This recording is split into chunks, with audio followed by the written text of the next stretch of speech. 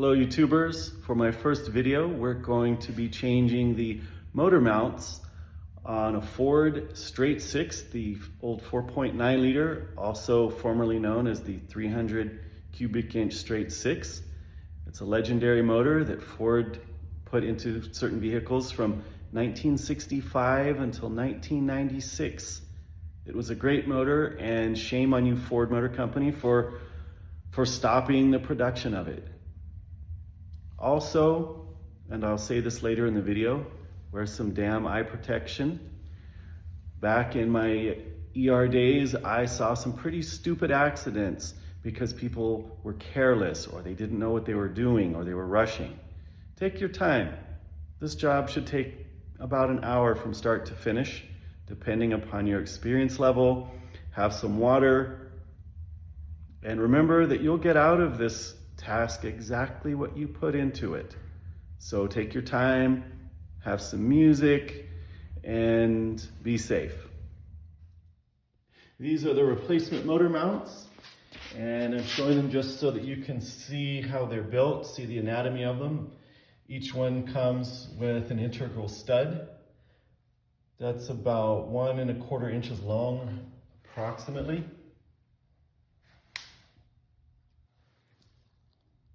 I'm going to start by removing the nut on each motor mount.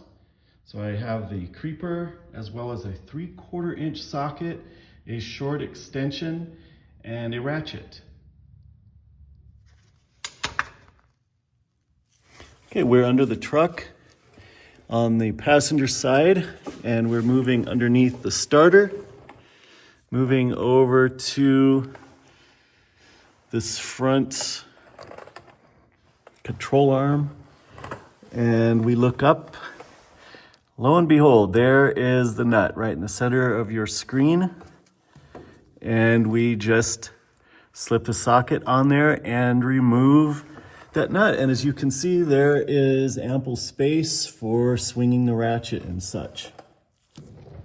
Okay, now under the driver's side, here's your front differential if you have a four-wheel drive. And the nut, it's a little more recessed than on the passenger side. And it's in that space. And there it is in the center of the screen. So with the longer extension, we'll be able to reach that nut as well.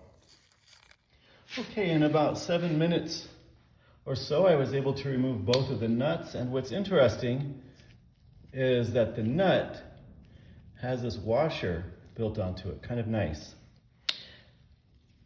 And I used a slightly longer extension, about a 4-inch extension on the driver's side, and a much shorter one, a 3-inch on the passenger side. But you could just use a deep 3/4 socket with no extension on the passenger side. So here they are. We'll clean those up in solvent, but first let's make sure that they fit the new studs. They certainly do. Next, I've got a 2x6 piece of lumber and a floor jack. As long as you have a sufficiently wide piece of wood or some other type of block to support the oil pan.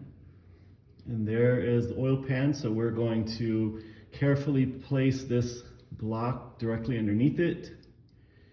And we shall raise the motor just high enough to get the engine mounts off. As you can see, I have removed the fan shroud. I've left the fan in place. The shroud needed to come off. There it is. It's a rather simple shroud as fan shrouds go. Be sure to do that so that your fan doesn't take it out when you jack up the motor. Okay, the block of wood is squarely in place with the jack under the oil pan, and I'm going to jack very slowly. This method makes me cringe just a bit, but this is what the book calls for. It calls for jacking under the oil pan. I certainly wouldn't jack under the crankshaft because I feel that would do damage to the bearings. So let's jack up the motor slowly. For removing and reinstalling the bolts that attach the motor mounts to the engine block, you'll need a 5/8 inch socket as well as some different sized extensions. Also remember to not take the bolts out until you have the motor suspended just slightly out of its cradle. If you pull the bolts before doing so, the motor is just going to fall down on you. I say again, do not remove the motor mount to engine block bolts until the motor is suspended, until you've slightly elevated both of those motor mounts. So I've put just enough jack pressure on the motor from the oil pan, of course, to support the motor and apply enough upward pressure on it that the whole front of the truck started to lift. And I'm finding it easier to access the motor mount bolts from the top. So I'm using a long handled ratchet and the 5/8 socket. Okay, and an extension for the top middle bolt on the passenger side motor mount. And for the third bolt, the lower forwardmost bolt on the passenger side mount, I've attacked it from the front underneath.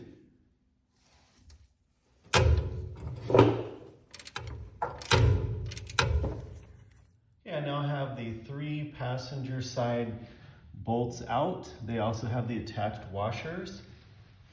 And something very, very important that needs to be pointed out.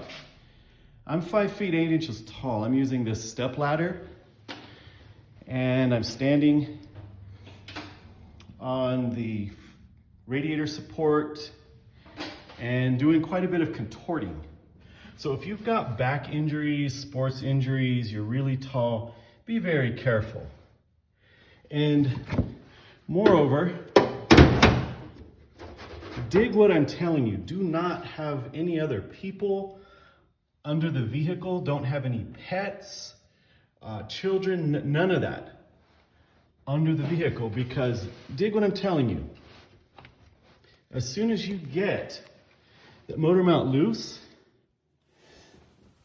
this motor is somewhat precariously balanced, and it did shift down when I pulled the last bolt, okay? So be very mindful the entire time. Take your time, don't rush this job. And so I've just pulled the passenger side motor mount. There she is. And we're going to drop the replacement in as soon as I clean up the mounting surfaces. Again, take your time. Shazam! I've set the new motor mount into place. I just snaked it through. Of course, I've got the EFI manifolds. If you have the factory style log manifold, it's going to be a little trickier. You may have to pull the alternator in advance and the smog pump, and perhaps. But assess the situation before you get started. Have a plan. So now I've got enough play in this that I can start threading the bolts into place. So I very carefully placed all 3 bolts in loosely until I had all 3 of them in place, and then I just very carefully cinched them down finger tight. You don't want to tighten them down until all 3 are finger tight, and then you can torque them to specifications. The passenger side motor mount is bolted to the block, and that was definitely the more difficult side, so I chose to change it first. The passenger side is definitely more difficult than the driver's side. Now onto the driver's side. All 3 bolts are quite accessible. I'm using a long handled ratchet just to make things easier. I believe that these are the original motor mounts from 40 years ago, and those bolts were tight. Also, the bolts are all the same size. So you can throw them in a solvent tank or into a tray. You don't have to worry about getting them mixed up, as they're all the same. And there we are. All three bolts are out on this driver's side mount. And the mount just raises out. I'll be cleaning up these mounting surfaces and simply dropping in the new mount and tightening the hardware to specs. Again, I alternately screwed down each of the three bolts just finger tight to make sure that everything's seated. I then torqued those three mount to block bolts to specifications. And on this side, there's more elevation than on the passenger side. Your results will vary. Anyway, now I'm going to very carefully lower the motor back into its cradle because the studs are both in their proper holes. Now that the two stud nuts for the motor mounts are in place and tightened to specs, I've put the fan shroud back on, and I have a 5/16 socket to zip the two screws back on that hold the fan shroud. And that's it. Also, a little word of caution and advice, good advice. Wear some safety glasses, okay? Dirt and debris will fall on you when you're underneath your vehicle. There's certainly a risk, even if the underside is super clean. You don't want a corneal abrasion. You don't want a trip to the ER or to be lying on your back in your bathtub while someone washes your eyes out. So wear the eye protection. Dig. Motor is lowered back into place.